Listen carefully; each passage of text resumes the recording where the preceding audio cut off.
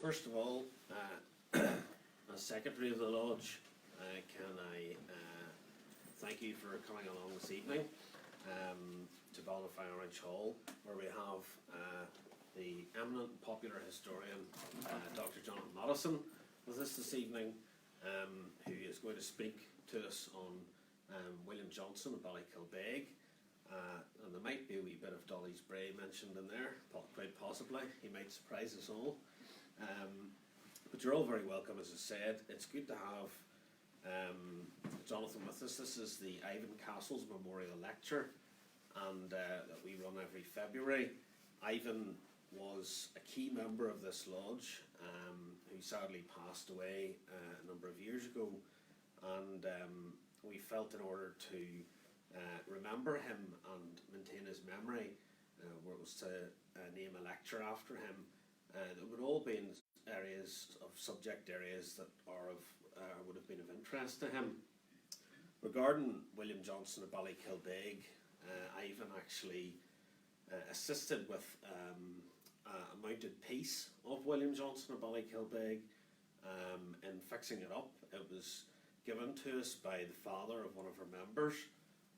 Ivan was able to fix it up, and he actually then presented it and handed it over to the Museum of Orange Heritage, and that's where it is in their care.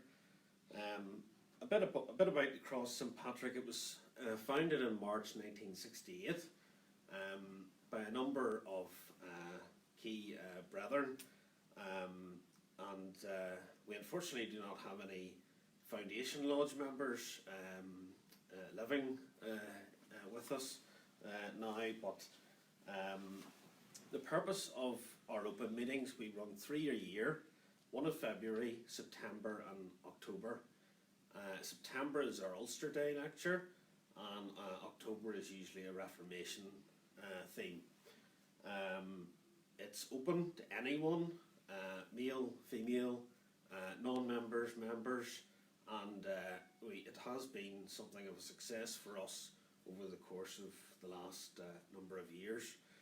So back tonight to tonight, and without a need to hear about more about what I'm going to say, I'll hand over to Jonathan. But we have here it's a history of the lodge that covers its establishment and the values.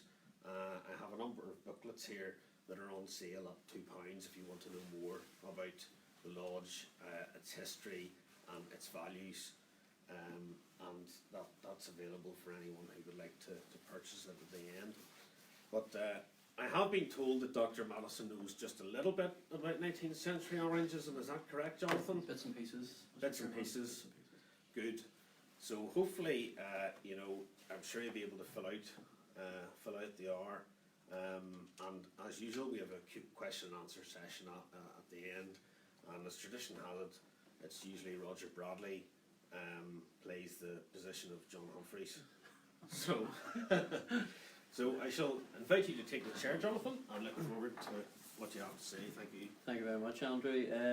I'd like to thank the Lodge for inviting me along tonight to speak at the annual Ivan Castles Memorial Lecture. So all the blame will lie with Dr. Andrew Charles, if anyone wants to speak to him afterwards.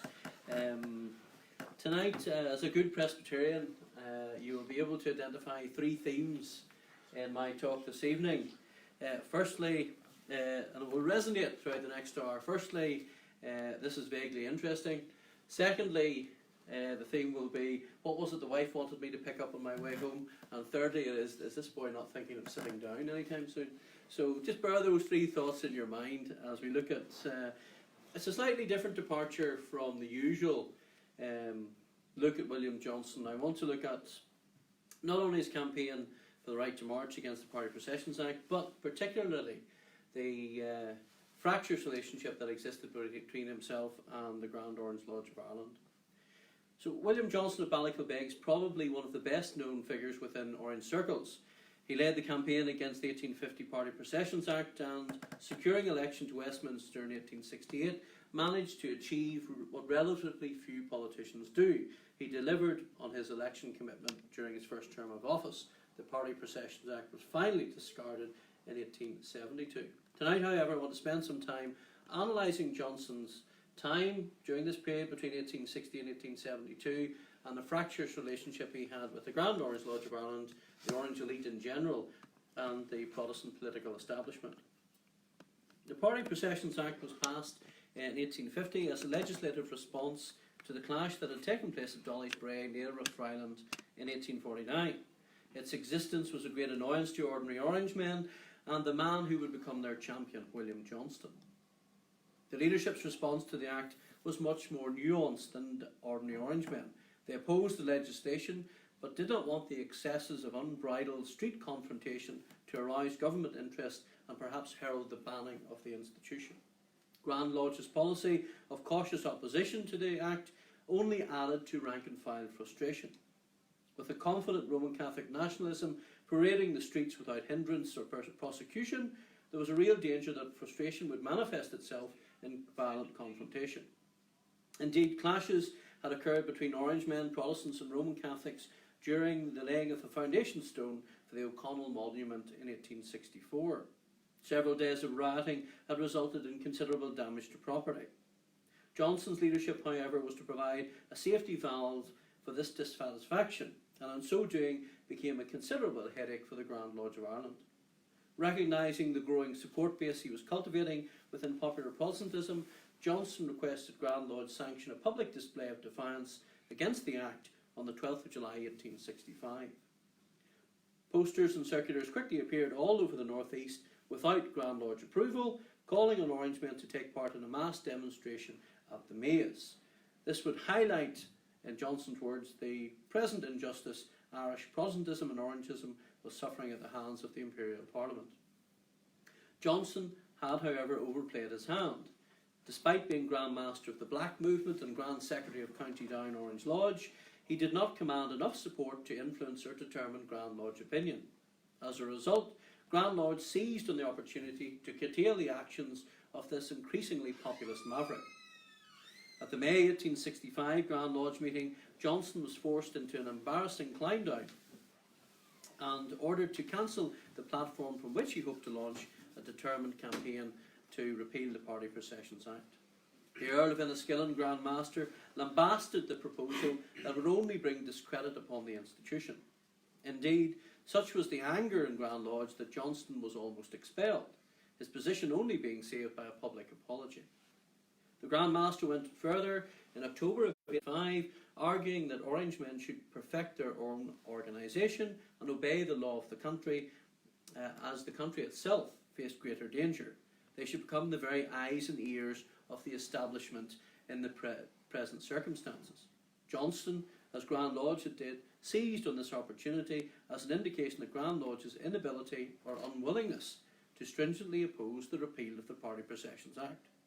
It was astonishing that the leaders of the Protestant community in Ireland were appealing to their supporters to become an intelligence gathering service for Dublin Castle. Although Johnston was forced to apologise again for this very public outburst, his penchant for attacking the inert representatives of Irish Protestantism was not curtailed. 2 days after his apology to the Grand Master, he seconded a resolution aimed at heightening the institution's direct participation in the political process. An independent Orange bloc at Westminster had long been a desire for many, especially Grand Lodge, since the disastrous failure of Irish Protestant representatives during the debates surrounding the Dolly's Bray affair. Impetus was now being given to this aspiration from within the ranks of discontented popular Orangism. Indeed, it may have been the recognition of this fact that encouraged Grand Lodge to enhance its efforts in a political direction. A Grand Committee was established to coordinate various county Grand Lodges, and they were to create accurate lists of enfranchised members of the institution. In addition, a deputation from each of the county lodges was to visit each prospective Protestant candidate seeking election and ensure that their views did not in any way sit contrary to those of the institution. With Grand Lodge endorsing a more active political role for the institution, Johnston felt confident enough to escalate his campaign against the Processions Act. Nevertheless, Grand Lodge's rebukes of 1864 and 1865 had demonstrated to both Johnston and popular Orangism that the leadership were not yet prepared to endorse a militant response or position in relation to either Dublin Castle or Westminster.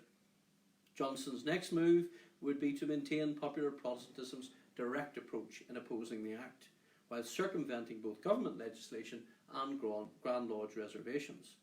On the 12th of July 1866, Johnston organised a Protestant jamboree on his estate in County Down. Dublin Castle tried to persuade him to cancel the event, citing the possibility of a breach of the peace, but the arrangements made by Johnston evaded both Party Processions Act legislation, effectively neutering any moves by Dublin Castle. The Lord Lieutenant in County Down was only able to appeal for the demonstration to be called off.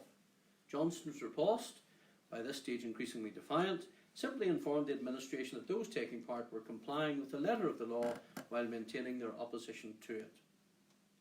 In the end, the government and nationalist fears of a riotous 20,000 assembly of Orangemen were unfounded. However, over 9,000 Orangemen and their supporters did attend the demonstration to hear Johnston and George Hammond Whalley defend continued existence of the Orange institution and attack the government over its leniency towards Roman Catholicism. Despite this display of unity, cracks were very apparent within the broad church of Irish Protestantism and the Orange institution. The newsletter attacked the demonstration and the presence of George Whalley, who, they reminded their readers, despite his vehement Protestant credentials, was a member of the party in government who was conceding so much ground to Roman Catholicism. The fact that so many Orangemen felt it necessary to defy both Dublin Castle and the Grand Lodge was an indication of plebeian Orangism's thirst for leadership. As far as Johnston was concerned, the Ballykilbeg demonstration had been a qualified success on a number of levels. The presence of so many Orangemen, not merely from County Down, illustrated the support he was generating within a wider sphere of plebeian Orangism. Popular Orangism's opposition to the Processions Act had also given an effective, organised and direct voice. Orangemen were parading in opposition to the Act, yet circumventing the very constituents of that Act. Johnston had facilitated and channeled plebeian frustrations while complying with both the government and Grand Lodge conditions for holding public Protestant demonstrations. The Ballykilbeg demonstration also indicated, crucially, the willingness of the general membership of the order to defy the rulings of the Grand Lodge of Ireland, something that never happens today. Johnston, buoyed by the success of the Ballykilbeg demonstration, planned a more audacious defiance of the Act and, more significantly, of Grand Lodge. If 9,000 Orangemen could be encouraged to participate in a demonstration in a private domain, then perhaps a larger number would support a direct and public defiance of Dublin Castle. Prior to Johnston's organisation, popular Orangism's defiance of the Act had lacked coherence, with individual lodges or pockets of Orangemen defying the law at a localised, particularly rural level. Building on this level of frustration within the ranks of the institution and the obvious willingness to break the law, Johnston planned to take on Dublin Castle by leading a large procession of Orangemen from Bangor to Newtownards on the 12th of July 1867. Johnston's successful cultivation of plebeian support was born largely from the fact that he reinforced his militant rhetoric with militant action. Ballykilbeg had not just only demonstrated this, but proved his credentials to many within the rank and file of the order.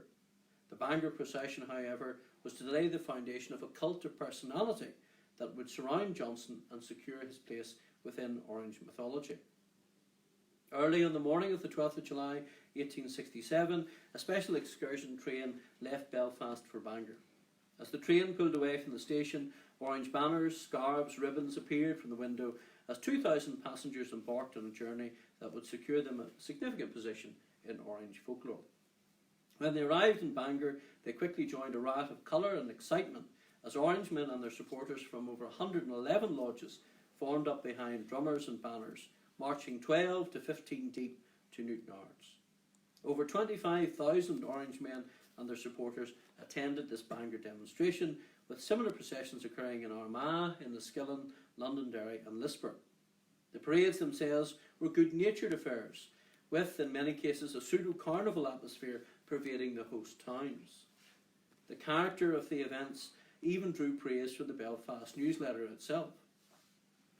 Dr. J. Johnston, a delegate from the Grand Lodge of Canada, took to the platform first, praising the assembled masses and pledging the solidarity of Canadian brethren who had experienced similar restrictions but had since thrown off, as he put it, the yoke of oppression. Protestant opposition to the Processions Act and the encroachment of Roman Catholicism into every sphere of life in the British Isles was a question of liberty for the subject. While tyranny and darkness held the Roman Catholic countries of the world in bondage, he pointed out, the Protestant principles and the constitution secured at the Boyne was a beacon of morality that provided hope and sanctum for the downtrodden. Protestant unity in the face of Roman Catholic encroachment was a theme that permeated several of the speeches. Although the question of the disestablishment of the Church of Ireland was mentioned and condemned, Johnston and his allies were pragmatic enough to realise the limitations of this cause as a crusade to unite Protestantism, especially in Ulster. When Johnston himself rose to speak, he was greeted by a cacophony of cheers and the waving of orange regalia, his remarks encouraging further excitement from the assembled masses. Orange men and Protestants, he said, had been subdued for long enough. They would no longer remain silent while nationalism boldly paraded itself throughout Ireland and the government continued to acquiesce in the erosion of the constitution hard fought for by the sacrifice of their ancestors. Johnston's rhetoric embodied the core complaint that surrounded the Processions Act in the eyes of many Orangemen, not so much its existence and continuation, but its partial implementation. It was not Johnston's oratory that created clear blue water between himself and Grand Lodge, but the fact that he was prepared to reinforce such sentiments with action, regardless of the cost. As such, he was able to fill the leadership vacuum for plebeian Orangemen, and they felt that Grand Lodge had let them down. Grand Lodge and the leaders of the Protestant community had continually appealed for the institution not to take the fight against government legislation into the streets, but instead channel their energies in a more positive, productive political direction. Such political activity had yet to be realised by Grand Lodge. Johnston, however, was stealing a march on the leadership. He strenuously attacked Irish Protestantism's representatives at Westminster and their seemingly unproductive defence of the Constitution. A significant message was sent out to the gentry-dominated Conservative Party, who virtually controlled the Ulster constituencies. Represent Protestantism with greater vigour or face opposition from within their own community. Gentlemen, he said, we put you into Parliament by the Orange vote and we will keep you there, and you must support Orange and Protestant principles. Throwing down the gauntlet to the existing parliamentary representatives at this time was a very shrewd move on Johnston's part. Although Grand Lodge had been pursuing a political agenda for the institution for some time, they had made little impact. Moreover, the lack of effective representation at the parliamentary level was creating radical stirrings within the general membership.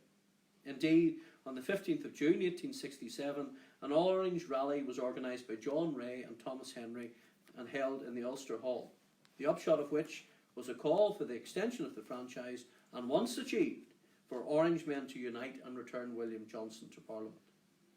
Such a demand from within the ranks of ordinary Orangism for an individual outside those approved by the gentry class to stand for election was virtually unique and alarmed Irish Conservatives and the leadership of the institution. In light of this and the success of the Bangor demonstration, the leadership within Grand Lodge attempted to clip the wings of this Orange maverick. The December 1867 meeting of Grand Lodge of Ireland became a showdown between the leadership and Johnston. Although the Earl of Enniskillen was not present, he was the Grand Master, a strongly worded letter was sent condemning the recent insubordination of members of the organisation. Johnston immediately replied to the absent Grand Master's attack by stating the institution's opposition to the Processions Act and condemning its partial implementation, a stance he pointed out was endorsed by Enniskillen in a memorial that he had sent on behalf of the institution to Lord Derby on the 17th of July that year. The dynastic leaders of the institution hedged their bets, endorsing Johnston's opposition to the Act and wholeheartedly condemning its partial administration by Dublin Castle, yet pointing out that Orangemen were bound, through duty, to uphold the law so long as it remained on the statute book. It was recorded in the proceedings that an animated discussion ensued regarding the actions of Johnston and the Orange men who supported him, but a final decision regarding the incident was postponed until the next Grand Lodge meeting. Nevertheless, the Grand Master's letter was included as an appendix to all those, and he felt the need to outline the origins of the institution. It was to combine true men in an impregnable phalanx of united brotherhood, and to give honour to the law, the constitution, and the throne. The order in which Enniskillen chose to cite this mission statement of the institution was significant, placing obedience to the law before that of either the constitution or the monarchy. Furthermore, he moved to cement the position of the leadership as the fountainhead of authority within the movement, a paternalistic vanguard, if you will, that guided the institution and as such had to be obeyed. If the authority of Grand Lodge was negated, then the institution would lapse and collapse into chaos, public indignation, and inevitably disappear. In short, their enemies would have triumphed through default. The Grand Master's closing remarks were a shot across the bow for both Johnston and the membership supporting him. Enniskillen was clearly pushing for collective action to be taken by Grand Lodge against William Johnston alone. He, however, did realise that given the nature of his support, if he pressed ahead with action, it would be against the bulk of the 20,000 who appeared to be his supporters. Nevertheless, the public humiliation of their leader at Grand Lodge would hopefully provide the leadership with a considerable coup. Enniskillen's severe comments reflected the growing exacerbation felt within leadership circles over the ill discipline of certain factions of the institution as a whole, but also growing elements of Grand Lodge. Indeed, the balance of power within the organisation appeared to be swinging in favour of the more populist elements, a development that had to be checked lest the authority of the leadership be irretrievably lost in a maelstrom of militancy. The intervention of Dublin Castle in seeking the prosecution of Johnston for breaching the Processions Act further hamstrung the efforts of Grand Lodge to reassert control over the populist elements of their own institution, as it merely confirmed his iconic status with the rank and file. Another issue then reared its head. Orange and Protestant frustration was not just incensed by the rise of militant Fenianism or the crusade to extinguish Orange popular culture through the party processions legislation. In 1867, an additional issue fed directly into Irish Protestant discontent, the disestablishment of the Church of Ireland.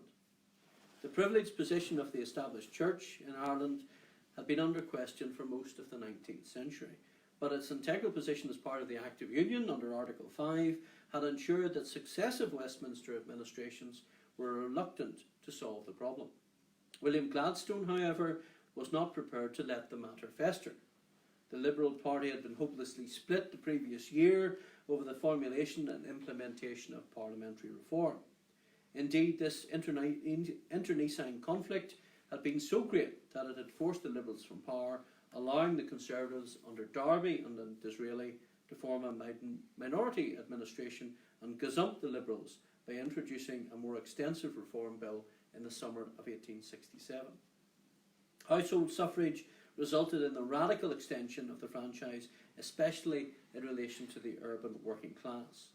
Gladstone was outraged by this blatant highwayman antics of the Conservatives and resolved to unite Liberals and return the party to power. The issue upon which this unity was to be achieved was the disestablishment of the Irish Church.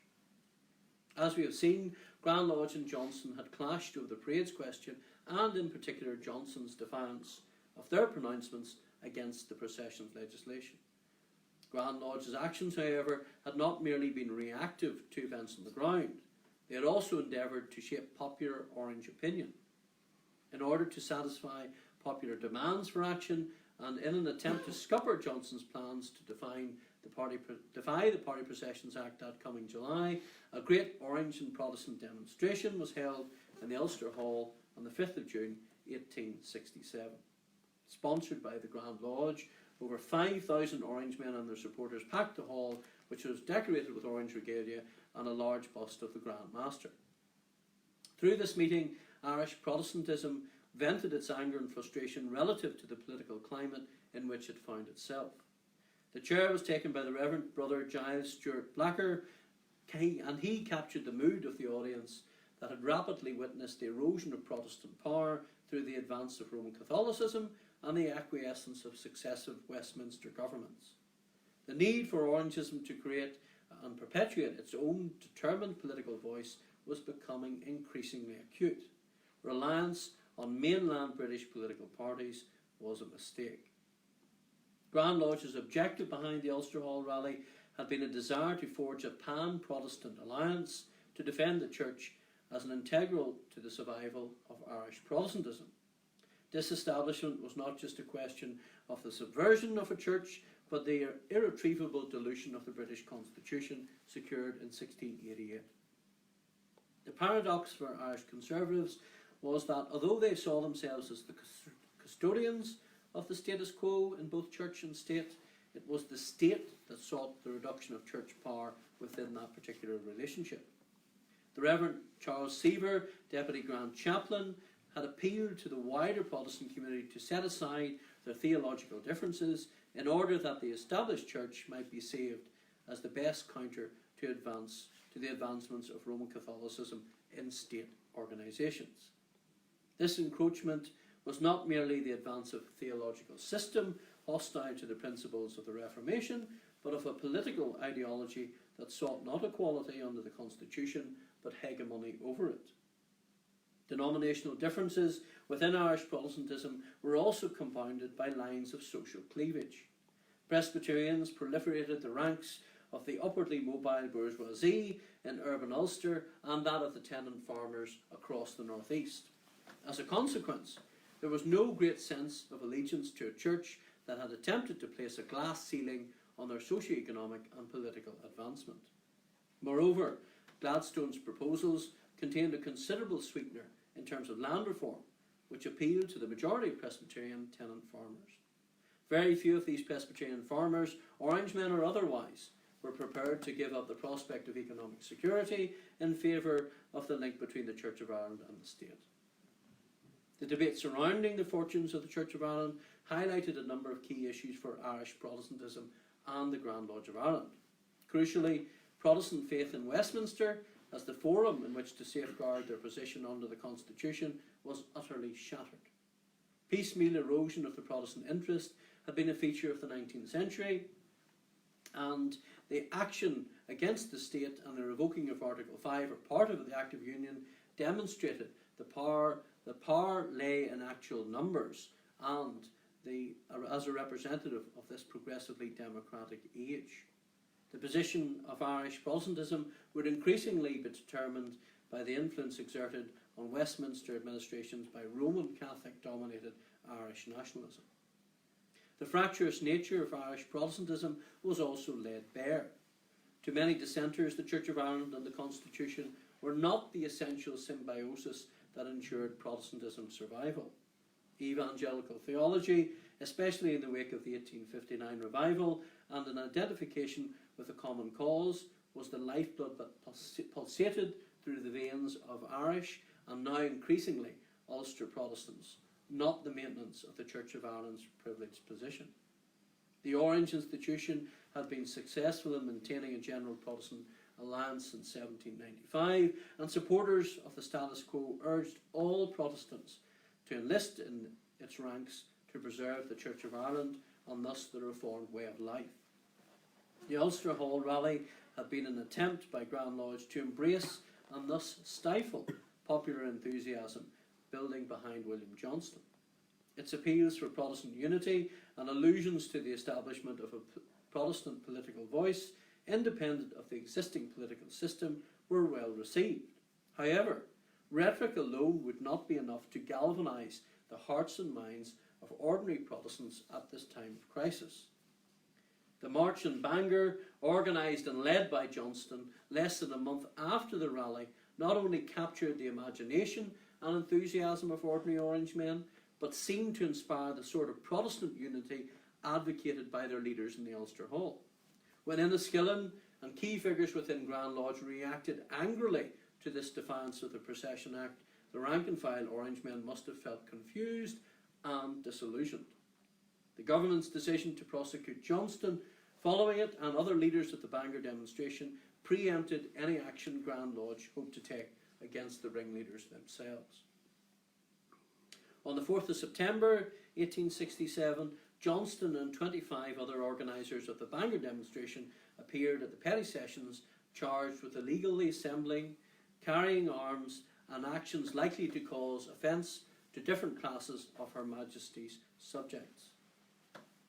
It was almost immediately clear to the government that the prosecution was a grave error.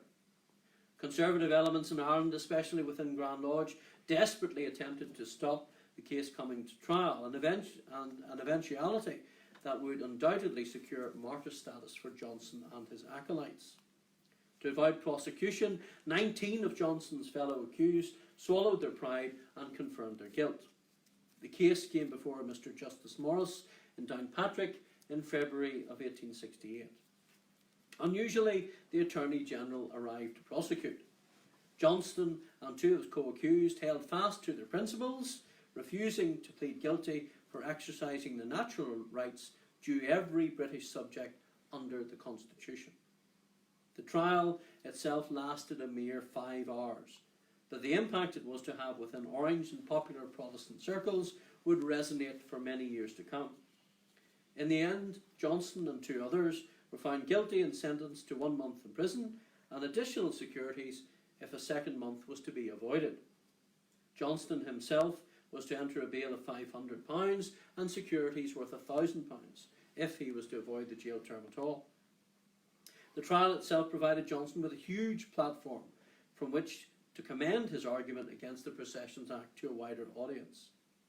There were a number of natural or inherited rights to which British subjects were entitled under the Constitution, but these had been removed by government legislation. Moreover, the unequal implementation of this legislation, epitomised by the Bangor prosecution, was an affront to the Victorian sense of justice under that Constitution. Colonel W.B. Ford MP, undoubtedly under great pressure from the Grand Lodge and his benefactor Lord Londonderry, attempted to dissolve the situation by getting Johnston to publicly admit his guilt and therefore avoid prosecution. Johnston, however, was not about to mismanage this opportunity government and others had now placed before him, especially at a time when support was coalescing around his views and opinions. The Conservatives and Grand Lodge came to the realisation that if Johnston could not be deflected from his chosen course, then he would have to be absorbed. Organisation would be the key. This period witnessed an increase in the organisation within Protestant Ireland. Conservative and constitutional societies had been developing since the 1850s, many in conjunction with local Orange lodges, but the crisis surrounding the disestablishment of the Church of Ireland acted as an additional spur to our organisational growth. Defence associations began to mushroom throughout Ulster, and they broadly had the same agenda: sponsor Protestant unity of all classes and denominations, to repel the assaults of unprincipled Whiggism, levelling radicalism and rampant Romanism. Not every association placed equal weight on these principles. Working men's associations would not have, for instance, endorsed the fight against a more egalitarian society. But they did provide an arena in which all classes could mix freely, sharing ideas and receiving an intellectual and intensified political education. The Conservative Party and the Grand Lodge of Ireland hoped to gain from the perpetuation of these intellectual clubs, but many were established in response to a particular crisis and then faded once that crisis had abated.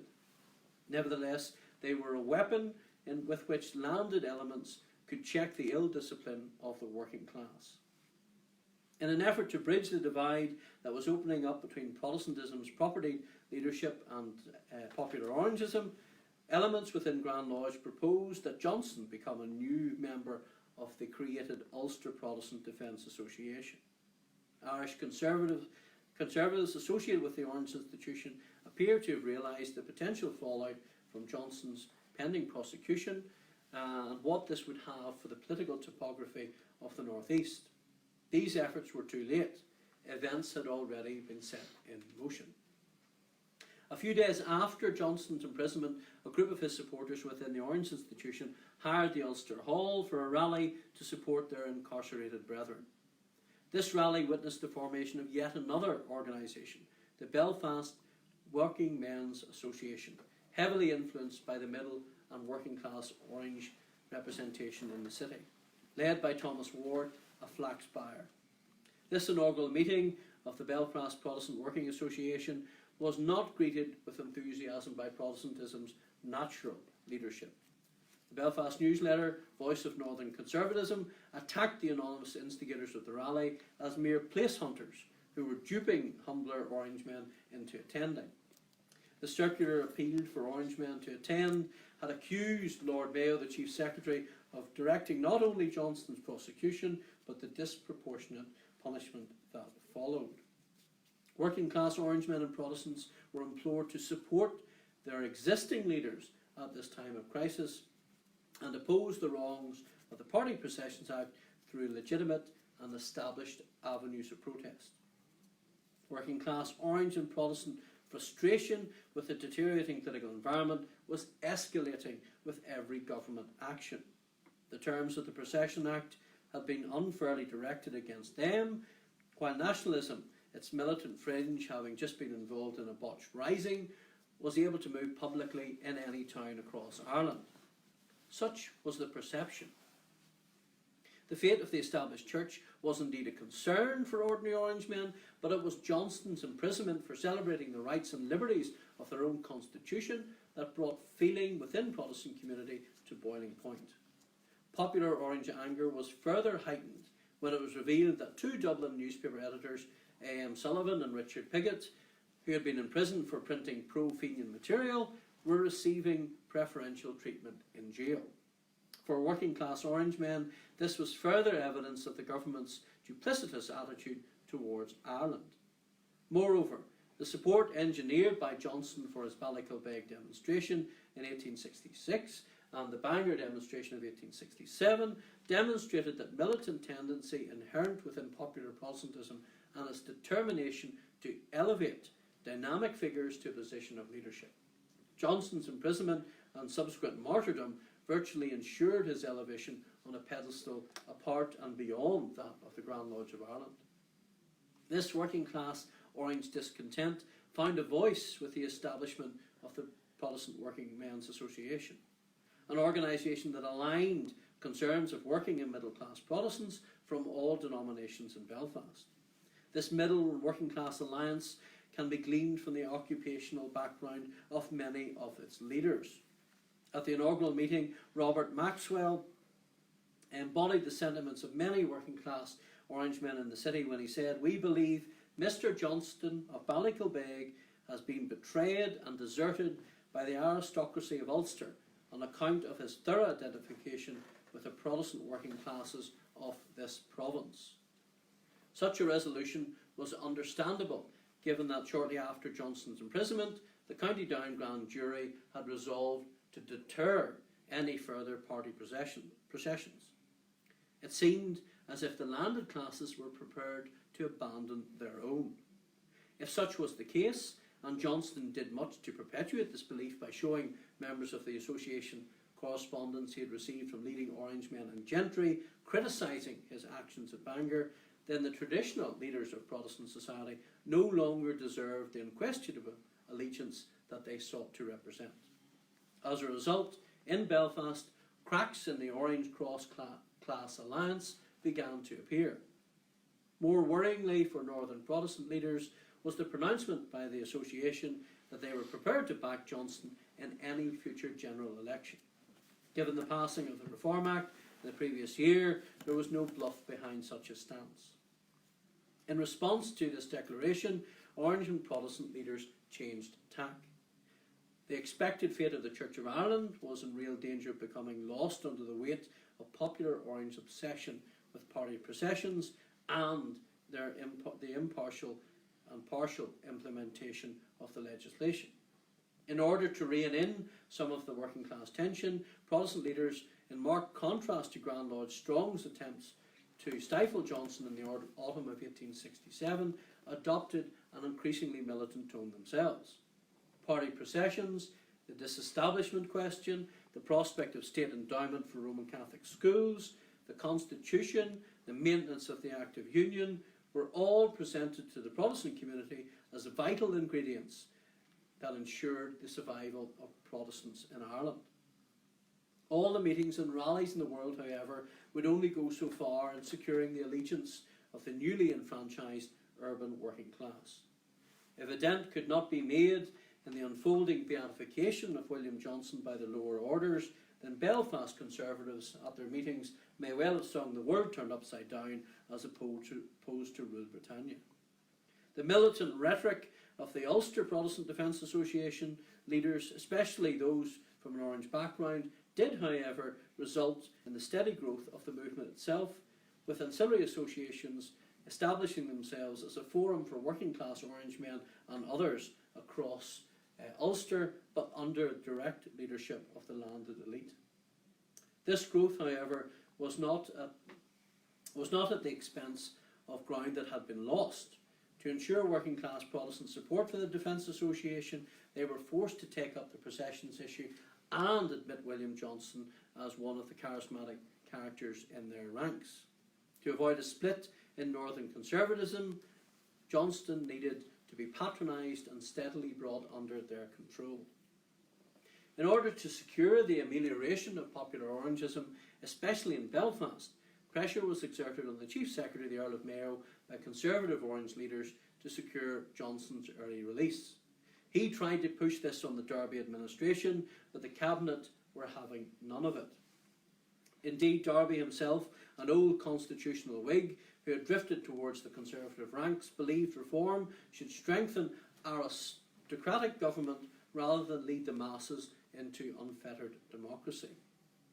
Mayo broached the question of Johnston's release, and it was quickly rebuffed. The other way in which the situation could be resolved was, of course, if Johnston was released on the grounds of ill health. This was an eventuality that was not as unlikely as one might have seen, because Johnston had suffered from ill health throughout his life. Almost immediately, the prison doctor adjudged Johnston unable to serve the 2 months of his sentence, and a directive was made to the governor for his early release. Johnston, however, was not prepared to avail of this backdoor release. If he remained in prison, he would have tangible political capital. He said, "I have no doubt the government are much more anxious to get rid of me than I am concerned about my imprisonment. I have not much to thank them for, and Protestantism has even less." On the 20th of April, Johnston was released by prison authorities on the grounds of deteriorating health. Although reluctant to leave, the authorities were not prepared to bolster his growing support by continuing his imprisonment under such circumstances. This early release caught Johnston and his supporters off guard, because they had planned a large celebration rally on the day of his formal liberation. Despite this, the planned celebration gala went ahead on the 27th of April with a large contingent of the Working Men's Association, accompanied by the Belfast Conservative Amateur Flute Band, arriving in Downpatrick by train to augment the ranks of local Orange men. Banners appeared, flags were waved, 6,000 were there to receive William Johnston and 2 other senior Orange men, William Hunt Chambra and the Reverend Dr. Thomas Drew. Mayo, the County Down Grand Jury and elements of the landed leadership were denounced in speeches. One of the banners unfurled may have caused a shiver down the spine of many Irish Conservatives. It said, "William Johnston, our future member, defender of our rights and liberties." The greatest worry for Grand Lodge was that the popular support galvanising around Johnston would undermine their own efforts to create a specifically Orange political presence at Westminster. Since the early 1850s, Johnston had demonstrated his ambitions in terms of a political career, but his endeavours in this direction had been thwarted by the domination of local landed interests. In 1867, the Reform Act passed, and the determination of the working class in Belfast to back his foray into the political arena, it posed a major quandary for the established elite. While Grand Lodge and Irish Conservatives pondered on how to deal with this growing threat to their authority, support for Johnston poured in from across the British Isles. Irish Protestant representatives were condemned for their failure to prevent the passing of the Party Processions Act and their woeful inactivity against its partial implementation. Apathy and the liberalisation of government were opening a door to the Roman system that they felt would infect every aspect of the Protestant constitution. As a consequence, Johnston and others were justified in their public political defiance of the Act and the way in which it was being enforced. Protestant loyalty to the Crown, and in particular any particular Westminster administration, was conditional on the maintenance and continued outworkings of the Constitution secured by the Glorious Revolution. Should this inherently Protestant settlement be diluted to an unrecognisable extent, or even revoked, then the subject had the right, even the duty, to rebel until such time as the contract between ruler and ruled was reformulated. A line of cleavage was opening in both Conservative and Orange ranks. If a split was to be averted, then action would need to be taken to curtail Johnston's ambition. On the 3rd of June 1868, Johnston was summoned to Grand Lodge to give an account of his defiance of the Party Processions Act and the rulings of the Grand Master. His actions in directing the Bangor demonstration had been bitterly criticised by the Earl of Enniskillen during the previous autumn, and he was now expected to apologise. In front of a packed and expectant Grand Lodge, Johnston apologised for his actions, but only if they had caused offence to the leadership of the institution. He argued that the Processions Act was unconstitutional, and as such, it was not only his duty but theirs to oppose its very existence. He rejected outright claims that he had been deliberately cultivating disunity in the order and eroding the discipline created by the Grand Orange Lodge of Ireland. The Earl of Enniskillen had, however, demanded that action be taken against Johnston and those who openly opposed the Grand Lodge of Ireland. Johnston's notoriety, the presence of a number of his supporters in the Grand Lodge, ensured that his qualified but sincere moves towards reconciliation with the leadership would have to be accepted. With Johnston now in a virtually untouchable position, the leadership attempted to harness the popular enthusiasm he had inflamed in a more constitutional direction. If this focus on a single battle was allowed to continue, then Irish Protestantism would likely lose the war. Grand Lodge were quick to remind the rank and file that repeal of the Processions Act, while a worthy endeavour, was not the only threat facing Protestantism in Ireland. Indeed, the institution existed and was destined for greater things than squabbling over processions. The whole Protestant interest was in danger, and with this lost, there would be no platform for popular Orangism to seek redress or repeal of such draconian legislation. Grand Lodge felt it was prudent to remind its membership of the reasons why the institution existed: the maintenance of the state of law, order, stability. These were principles and goals for the Orange Order, ideas that could not and should not be undermined in a reckless attempt to deliver a short-term populist agenda. It was necessary for the landed interest within Grand Lodge to overcome the growing sense of localism within popular Orangism, and thus engender an identification of loyalty to a wider sense of Britishness and imperialism. Campaigns to defend the Church of Ireland and the Act of Union were one avenue of achieving this, but at a more subtle and localised level, Grand Lodge sought to reinforce rank and file adherence to a wider Britishness. They wanted to occupy some of that militant ground that had been Johnston's. The institution increasingly began to regard itself as the only active obstacle working to prevent the encroachment of the Roman system. Encouraged by new recruits to the order and defining the ideas of the institution as the embodiment of Britishness, Grand Lodge appeared to be seizing the initiative away from constitutional clubs and societies. Governmental reforms were subverting the liberties enshrined in the Protestant constitution.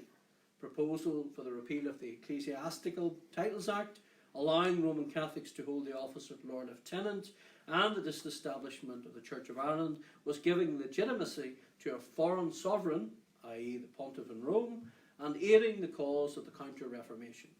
Westminster could acquiesce, the Orange institution would not. If Grand Lodge hoped such aggressive language would satisfy an increasingly militant rank and file, they were to be disappointed. Johnston's apology in front of the Grand Lodge and its elitist membership had only heightened his standing in the eyes of the institution's general membership. A change of tactic was long overdue. Years of appeals by Grand Lodge officers for the membership not to defy the Processions Act had proved fruitless, and the capital generated by Johnston and his supporters for organising the massive demonstrations over several years had demonstrated that popular Orangism was in no mood to return to the practice of celebration dinners and hole-in-the-corner meetings. Protestant discontent in Ireland and the increased likelihood of a general election greatly influenced the politically astute within the Grand Lodge itself, and their attitude to the prospect of legal processions that coming July.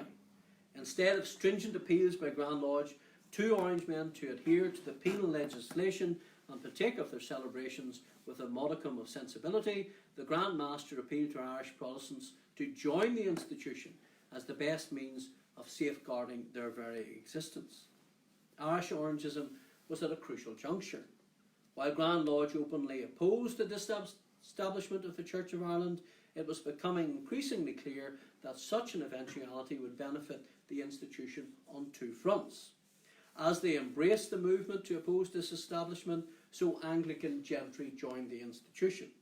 If, however, disestablishment was achieved, there would be no obstacle to membership for that section of the Presbyterian community who had still remained out with the camp.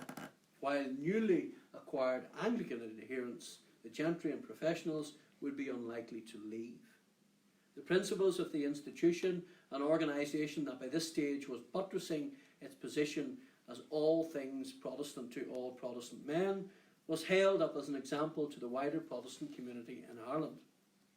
This growth and determination to focus minds in a common cause would hopefully prevent or distract them from the spectre of class tension that had the potential to tear the Orange movement apart. Enniskillen's decision not to publicly berate the membership was well taken, as large numbers of Orangemen and their supporters marked the anniversary of the Battle of the Boyne. As the 12th fell on a Sunday that year, Orange celebrations took the form of religious services. Nevertheless, parades and rallies took place the following day in Armagh, Lisburn, Monaghan, Enniskillen, Coleraine, Newtownards, Bangor, Newry, Belfast, and of course Dromore. At Worthingstown, 20,000 Orangemen and 10,000 of their supporters assembled to hear William Johnston attack the political representatives of Irish Protestantism. Johnston's speech marked a vicious assault on landlord-dominated politics, especially in Ulster, and its jubilant reception by the assembled masses sent a worrying signal to Irish conservatives. He finished with, "We will have an Orange party, please God, after a while in the House of Commons, an Orange party representing the Orange democracy of Ulster." Later that same day, Johnston continues his assault on landlords dominating Ulster politics. The Orange institution was a growing and vibrant organisation, much better suited to defend the collective interests of Irish Protestantism. In a barely concealed swipe at the leadership of the institution, Johnston played down the much-hailed rejuvenation of the order. While their ranks were certainly being augmented, exaggerated praise by Enniskillen and others was almost an affront to those members who had enthusiastically maintained their allegiance, their support through the dark days. He said, "While men in ignorance talk of what they are pleased to call the Orange Revival, we tell them that Orangism never was dead, and that it is undying. There is no need of a resurrection of that which was never dead." Johnston was engaged in blatant electioneering, knowing full well that in the circumstances it was unlikely that the Orange leadership, let alone anyone else, would move now to silence him. In an eloquent speech to Dublin's working and middle classes and Orange and Protestant activist, he was virtually marking himself out as the ideal type of candidate that could represent Protestant Ireland. The institution demanded representatives who would be vocal in defence of the Protestant interest, an observation that brought a predictable response from his captive audience. Orange democracy was now on the move. On the eve of the 1968 general election, party structure and organisation in Ireland was very limited. In the absence of such, landed magnates still controlled the selection process for the majority of constituencies. Johnston's political ambitions were not a knee-jerk reaction to the continued misapplication of the Processions Act, but neither were they motivated simply by the prospect of personal gain. His speeches, and indeed his actions, throughout his life were heavily pregnant with the desire to benefit men and women of all denominations, a direct consequence of his Calvinist-imbued Anglicanism. Nevertheless, the Processions Act had presented him with a vehicle with which he could carve his mark on the Irish political arena. His imprisonment, subsequent martyr status, engendered by this action, gave him a platform from which his natural oratorical brilliance could shine. Unlike many of Protestantism's political representatives, there was little danger of Johnston's charisma taking him places his ability could not match. As far as popular Orangism was concerned, he had both in abundance. As far back as March 1968, it had been the Belfast Protestant Working Men's Association that had declared its intention to back his candidacy in any future election.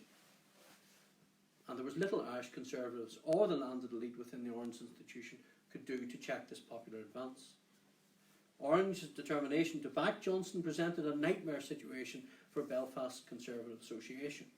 Their only hope of Johnston's withdrawal was because of his financial debilitation. Johnston effectively was regarded by many as a failed landlord. In the run-up to the election itself, however, this would also disappear in an alliance between Belfast Liberals, the Dunville family, and of course financial assistance from elsewhere. Prior to 1968, Belfast Conservatives, acknowledging the large Presbyterian presence in the city, had tried to ensure that one of their candidates in any given election was from this burgeoning denomination. As the summer of 1968 drew to a close, such an arrangement seemed due to continue, with Charles Lanyon, an Anglican, and John Little, a Presbyterian, set to receive the Conservative nomination. In the event, Lanyon and another Anglican, John Mulholland, received Conservative anointment on the 1st of September. Presbyterian Conservatives were taken aback by this decision, made out of either arrogance or stupidity. Mulholland may have espoused traditionally Protestant and Conservative ideals, in addition to his being a powerful local employer and former Presbyterian, but his pivotal role in organising the County Down Grand Jury's condemnation of party processions in the immediate aftermath of Johnston's conviction was a millstone not easily removed. Not even the deathbed endorsement of the Reverend Henry Cook was to create an amenable response from within Protestant Orangism, popular Orangism. Evangelical clericalism was not missing from Johnston's election camp either. Demonstrating a coalescence of Anglican and Presbyterian opinion behind him, Johnston was aided and endorsed by the Reverend Dr. Drew and the Reverend Roaring Hugh Hannah. Hannah's support did much for Johnston's cause.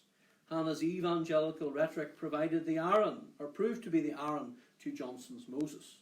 Moreover, his influence was keenly felt in Johnston's election address, set before the voters on the 12th of September 1868. Heavily pregnant with social reformism and emphasising the rights of the people, it outshone that of his Conservative opponent.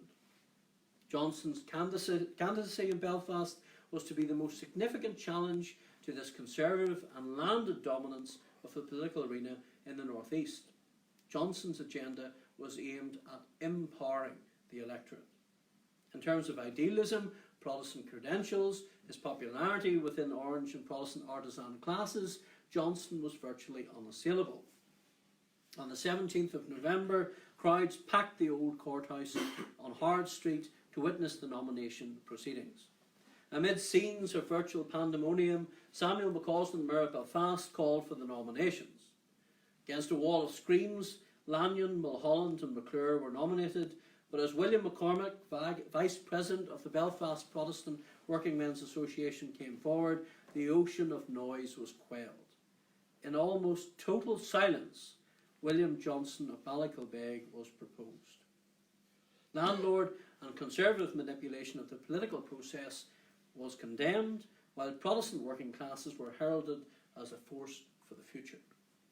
In a vain attempt to engage last-minute Orange support, one of Lanyon's supporters, the solicitor John Ray, jumped on the platform waving an orange handkerchief and urging the Assembly to vote for Lanyon and Johnston, only to be met with a barrage of insults and bricks. The nomination was postponed until the next morning as the proceedings descended into a riot. The poll finally took place on the 20th of November, with Johnston receiving the popular mandate. 5,975 voted for him, 4,202 for McClure, 3,540 for Lanyon. Mulholland retired early in the day with just a little under 1,600 votes in an attempt by the Conservatives to achieve at least one seat in the election. William Johnston was now a Member of Parliament. But what did this all mean? In the grand scheme of things, 1868 and the general election did not witness a huge sea change in terms of representative politics, especially in Ulster. The Conservatives lost 2 seats, the Liberals gained 2 seats. It was, however, the election of Johnston in Belfast and the success of a similar candidate supported by an independent Orange mandate in Carrickfergus that etched permanent changes on the Irish political map. A change that had at its epicentre the Orange Order. The role of the institution at district and private lodge level in securing Johnston's election demonstrated to Irish Conservatives the importance of refining their own political machinery. Moreover, it had been a harsh lesson for Conservatives to learn. In future, the desires of popular Orangism would have to be met and incorporated, lest Irish Conservatism be held below the waterline. The potential held by the Orange institution to effect changes on the political landscape had been demonstrated on a significant, if microcosmic, level. Should the Grand Lodge of Ireland decide to follow the lead given by their popular element and refine the institution to fully realise its political potential, then Irish Conservatism would have to occupy the role of whipping boy in Protestant representative politics. Nationally, the 1968 general election resulted in the fall of Disraeli's administration. In its place sat William E. Gladstone with an unassailable Liberal mandate. The Irish Protestant interest, especially those in campaigning to save the established church, prepared for the inevitable onslaught. Gladstone's avowed determination to pacify Ireland through redressing Roman Catholic grievances was viewed by Irish Protestants as unconstitutional and unwise. The Protestant position in Ireland was becoming precarious. An unfriendly government in Westminster seemed determined to acquiesce in nationalist demands, while popular Orangism was proving difficult to control. Indeed, this ill discipline was helping their enemies destroy what was left of the Protestant interest, or so they thought. Grand Lodge needed to regain control of the situation before things went too far. Discipline was being eroded as popular elements began to drive the agenda. There was a real danger that politics would result in the breakup of Western Europe's largest cross-class interdenominational Protestant alliance. To sum up, it was against the background, or such a background of tension within the Protestant community, that the rise of independent candidates and direct action must be seen. To ordinary Protestants, their cause had not been persecuted with the zeal that they expected or even demanded. If the unease and dissatisfaction felt by Protestantism could not be impressed upon their existing representatives, then alternative representatives would be sought. The scene was set for a showdown between the landed Protestant interest and a sizable chunk of their own community, a battle that was to be played out on a number of levels and in a number of constituencies across Ulster in the next few years. The 1968 general election may not have resulted in massive change. Conservatives held 29 seats compared with 27, the Liberals 4 compared to the 2 they held in 1865. However, Johnston's victory at the head of a rising Orange democracy heralded the beginnings of a shift within Protestant politics, especially in Ulster. Attempts by Grand Lodge and the Conservative Party to curtail this popular rising tide by way of organisation failed in the face of overwhelming plebeian frustration.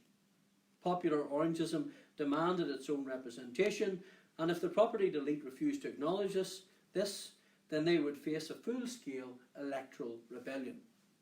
Protestant politics was receiving a vital injection of enthusiasm, and it seemed as if the existing landlord-dominated political structure lacked the capacity to respond. Action over the next few years would determine whether or not the informal alliance built up between members of Grand Lodge and the Conservative Party would survive. The Reverend Dr. Thomas Drew aptly reflected the views of popular Orangism toward their existing Conservative representation. Too often we are presented with persons born never to rise above a billiard room or the dog kennel. The often dismissed failed landlord from County Down had opened a massive can of worms with the Grand Lodge of Ireland, but, as with so many things, adversity was to create strength. Over the next 20 years, as Ireland descended firstly into the land war and then into the campaign for Home Rule, Grand Lodge would busy and bury its differences with Johnston, and they too would create an institution that would become one of to challenge the biggest threats ever to have faced the Orange family. I finish tonight with some typically fiery rhetoric from William Johnston, who throughout his Orange career was determined that the Orange light should burn brightly. This is what he said on the eve of the first Home Rule Bill entering Parliament. All will not be over even if the Parnellites get a Parliament in College Green. As long as there are walls round Derry and water flowing through the Boyne, all will not be over. While the Orange institution exists in strength, while we meet in our Orange lodges and wear our Orange badges, read our Bibles and are able to shoulder our rifles. Thank you.